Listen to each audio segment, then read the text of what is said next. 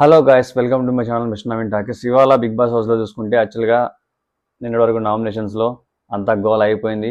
వాళ్ళ ఫుడ్ మొత్తం లోపల స్టోర్ రూమ్లో పెట్టేసేయండి అని చెప్పాడు బిగ్ బాస్. అది ఫైనల్ అని చెప్పేసి వాళ్ళకి ఫుడ్ ఇంకా ఈ వీక్ అంతా వాళ్ళు సంపాదించుకున్న ఫుడ్తోనే బతకాలి అన్నట్టు నిన్న చెప్పేశాడు. అక్కడికి ఎండ్ కదా.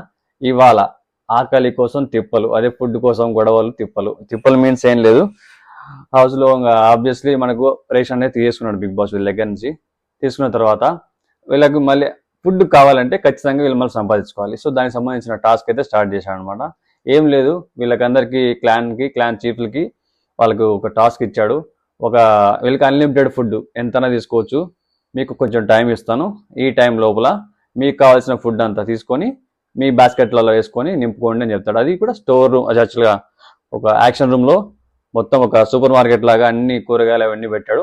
సో అవన్నీ సెట్ చేశాడు. వీళ్ళందరూ వెళ్ళి ఒక్కొక్క క్లాన్ చీఫ్, అంటే ఇప్పుడు highest powerful clan chief Yashmi ఉంది. యష్మికి ఎక్కువ టైం, తర్వాత కొంచెం తక్కువ ఉన్నది నైనిక, ఆ తర్వాత లో ఉన్నది నిఖిల్. సో ఒక్కొక్కరికి ఒక్కొక్క టైం అనమాట. ఎక్కువ క్లాన్ ఉన్నందున వాళ్ళకి ఎక్కువ టైము, మిడిల్ ఉన్నందుకు కొంచెం తక్కువ టైము, లాస్ట్ ఉన్న నిఖిల్కి కొంచెం టైం అనమాట. సో వీళ్ళందరికీ ఒక్కొక్క టైంలో బజర్ మోగుతుంది. ఫస్ట్ వచ్చి యష్మికి, తర్వాత కొంచెం టైం తర్వాత నైనికకి, ఇంకొంచెం టైం తర్వాత నిఖిల్కి. సో వీళ్ళందరూ వెళ్ళి ఆ సూపర్ మార్కెట్ ప్లేస్లో వీళ్ళకి ఏం కావాలో ఆ సామాన్లు అన్ని తీసుకుని డిపాజిట్ ఇచ్చిన టైంలో ఆ బాస్కెట్లో వేసుకోవాలి.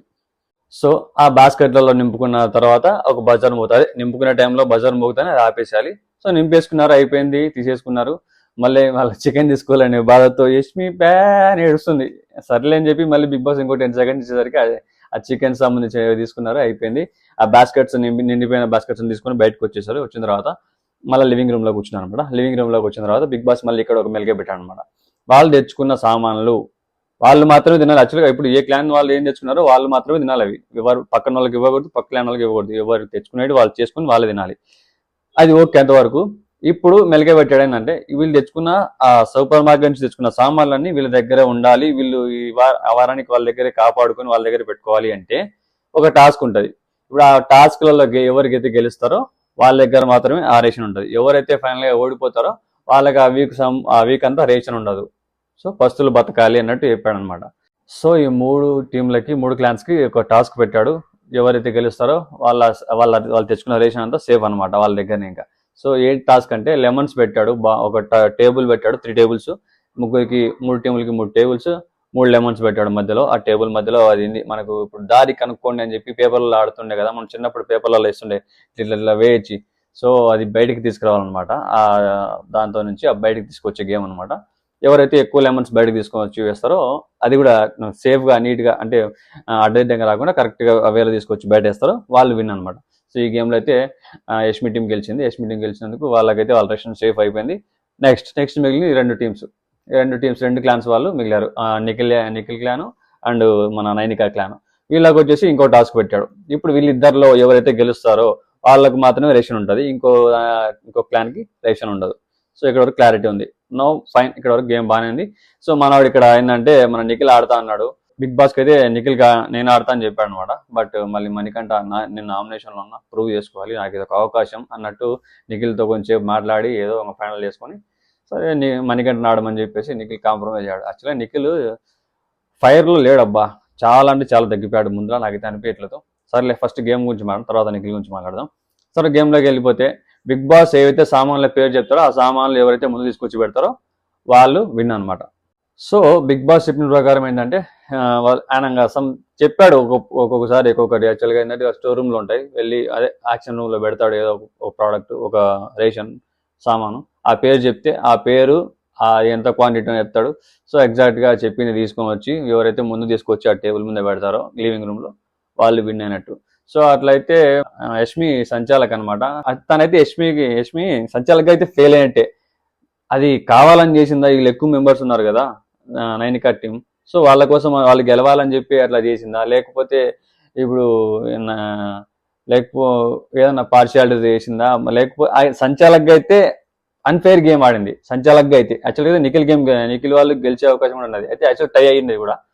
బట్ ఇక్కడైతే నా ఉద్దేశం ఏంటంటే, నేను కూడా అదే అనుకున్నా. బట్ ఇప్పుడు నైనికా టీం అయితే ఎక్కువ మంది ఉన్నారు, వాళ్ళందరూ ఫస్ట్ ఉండాల్సి వస్తుంది ఓడిపోతే. 5 మంది మెంబర్స్ కదా, సో ఎక్కువ మంది ఉన్నారు. ఇక్కడ ఇద్దరికంటే ఏం కాదు కానీ అంతమంది కంటే కష్టమవుతుంది కదా అన్నట్టు ఆలోచించి నా యష్మి ఆ డెసిషన్ తీసుకున్నా అని చెప్పి తీసుకుందేమో అనుకుంటున్నా, నేను కూడా అదే అనుకున్నా. బట్ తర్వాత గేమ్ అయితే ఆడిర్రు. ఒక చోట మాత్రం మనోడు యాక్చువల్గా అది వెయిట్ ఉంటుంది కదా అని మరమరాలు తీసుకురమ్మంటే 250 గ్రామ్స్, మనోడు 290 గ్రామ్స్ వరకు తీసుకొచ్చాడు. నెక్స్ట్ వాళ్ళ టీంలో వచ్చేసి సీత వచ్చేసి 300 అబోవ్ తీసుకొచ్చింది అనమాట. సో దగ్గరికి ఎవరు ఉంటే వాళ్ళకి కన్సిడర్ చేయాలి, అలా చేయలేదన్నమాట. అక్కడ రాంగ్ అది.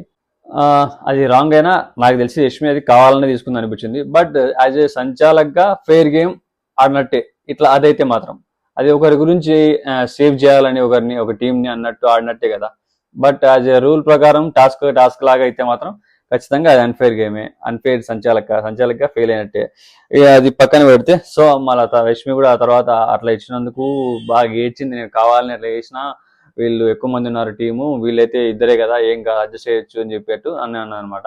అది ఇంతవరకు నిజమో మరి తెలియదు. అది కావాలని ఎమోషనల్గా అయిపోయి ఏమన్నా ఆడియన్స్కి మళ్ళీ నేను ఇంత కాదు నేను మంచిదాన్ని అన్నట్టు చూపించాలని ఏమన్నా చేసిందో మరి తెలియదు. కానీ ఇక్కడ ఎమోషనల్ డ్రామాస్ ఎక్కువ జరుగుతున్నాయి బిగ్ బాస్ హౌస్లో.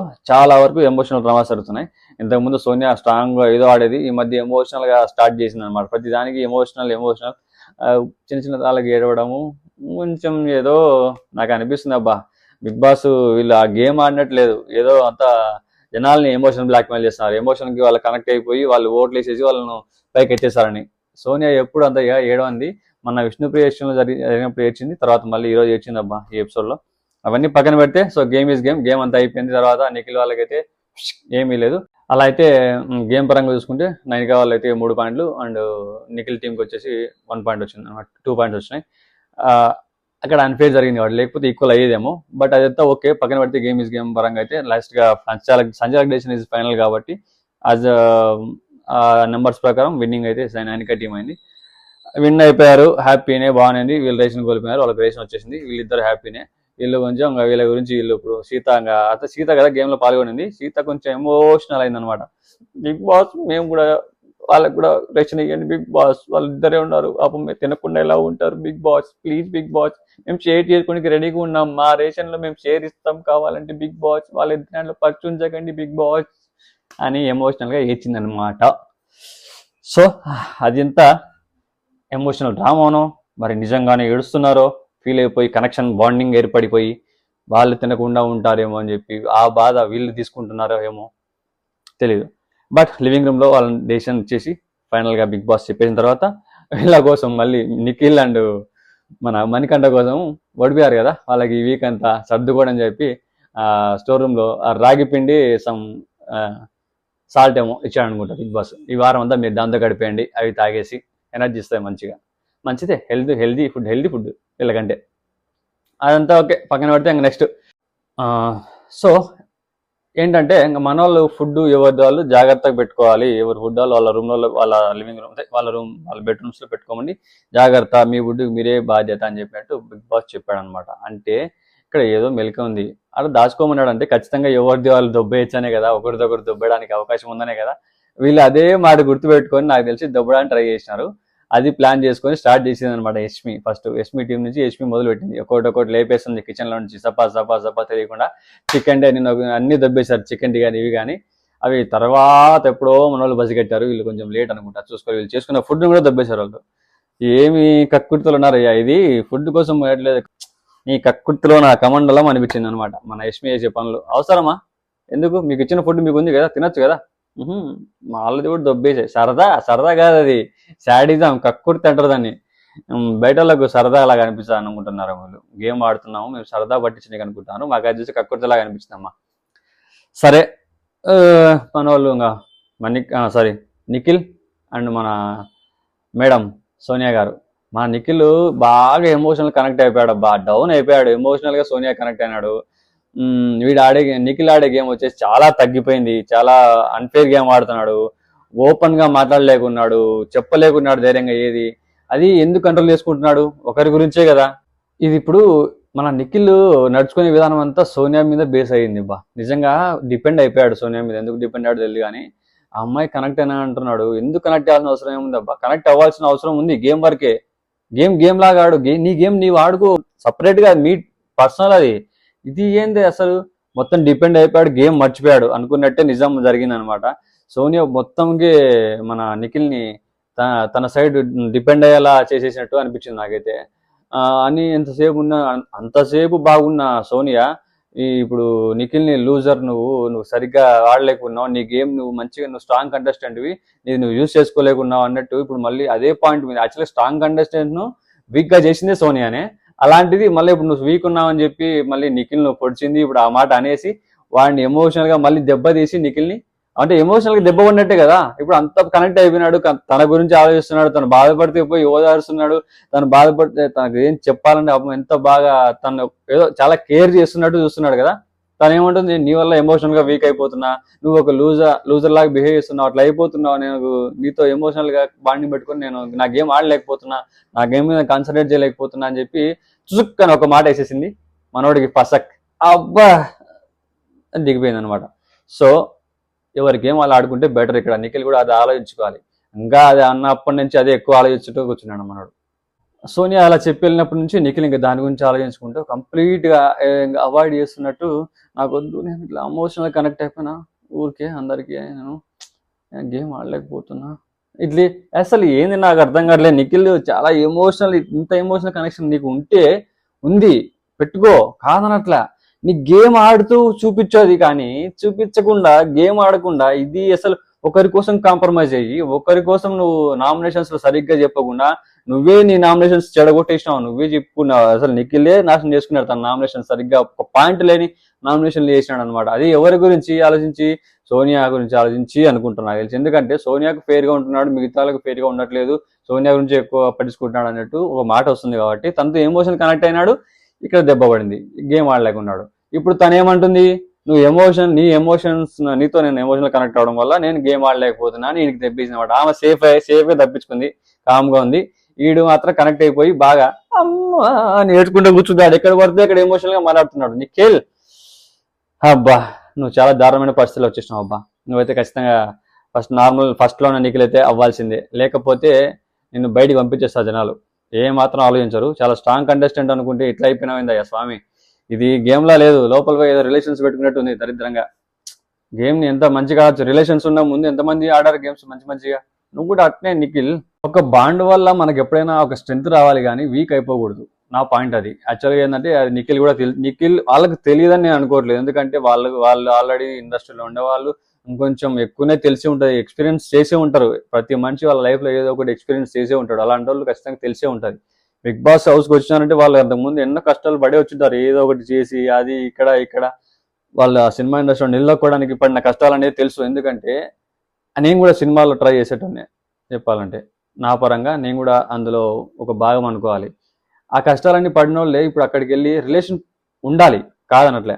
నువ్వు డిపెండ్ అయిపోయినావు, తను నిన్ను పక్కకు తోచేసింది ఇట్లా, నేను ఇట్లా నీతో ఉండలేను, నేను వీక్ అయిపోతున్నా అని. నువ్వెందుకు వీక్ అవుతున్నావు, ఆ అమ్మాయి చెప్పింది కదా. సో నువ్వు కూడా వీక్ అవ్వాల్సిన అవసరం లేదు, అక్కడ ఉండొచ్చు స్ట్రాంగ్గా. నిఖిల్ కూడా స్ట్రాంగ్గా ఉండి ఆడితే సరిపోద్ది కదా. ఇప్పుడు ఆ అమ్మాయి చెప్పినప్పటి నుంచి పట్టించుకున్నట్టు అట్లా అవాయిడ్ చేసినట్టు ఏదో దూరంగా ఉంటున్నాడు. మళ్ళీ దాని గురించి సోనియా డిస్కషన్, వాడింది నాకు కోపం వస్తుంది, అసలు పట్టించుకో అన్నది ఆమెనే, మళ్ళీ అన్నది ఆమె అనేసి మళ్ళీ వీడు పట్టించుకోలేదని చెప్పి మళ్ళీ ఇట్లా ఫీల్ అవుతుంది. అంటే నిజమే కదా మరి, వాడు ఇప్పుడు చేయడం తప్పులేదు. కానీ ఈ అంతా చూస్తుంటే నాకు నిబ్బాయిజాలు, పిల్ల నిబ్బాయిజాలు గుర్తొస్తున్నాయి. కాలేజ్ స్టోరీస్ ఉంటాయి, లవ్ స్టోరీస్, అంత దారుణంగా అనిపిస్తుంది. ఇది లవ్ ఏదో పక్కన పెడితే కాలేజ్ జరిగే స్టోరీస్ నాకు గుర్తొస్తున్నాయి, నిబ్బాయిజాలు. సో ఇక్కడైతే ఇంకా అన్ని విధాలు చూసుకుంటే మన నిఖిల్ చాలా వీక్ అయిపోయాడు. సోనియా స్ట్రాంగ్ కంటెస్టెంట్ తన ఫీలింగ్. అబ్బా పృథ్వీ మన సోనియా డిస్కషన్ పెట్టుకున్నారు కదా, తను స్ట్రాంగ్ కంటెస్టెంట్ అంట, వాళ్ళతోనే క్లోజ్ ఫ్రెండ్షిప్ చేసిందంట. వాళ్ళు ఎవరంటే అభయ్, నవీన్, నిఖిల్, పృథ్వీ అంట. వీళ్ళే స్ట్రాంగ్ లిస్ట్ లో ఉన్నారంట ఆమెకు దగ్గరగా. ఆమె వాళ్ళతోనే క్లోజ్ ఉన్నారు, వాళ్ళ ఫ్రెండ్స్ లిస్ట్ అనమాట. తిని వీళ్ళకంటే పైన ఉందంట యాక్చువల్గా. పృథ్వీ, అభయ్, నిఖిల్, తర్వాత ఈమె పైన ఉందంట అనమాట. ఇప్పుడు ఇక్కడ కింద పృథ్వీ, అభయ్, తర్వాత మన నిఖిల్, తర్వాత ఈమెందంట. అంటే ఆమె చాలా రేంజ్ లో ఊహించుకుంటుంది సోనియా. Strong contestant వీళ్ళందరికంటే.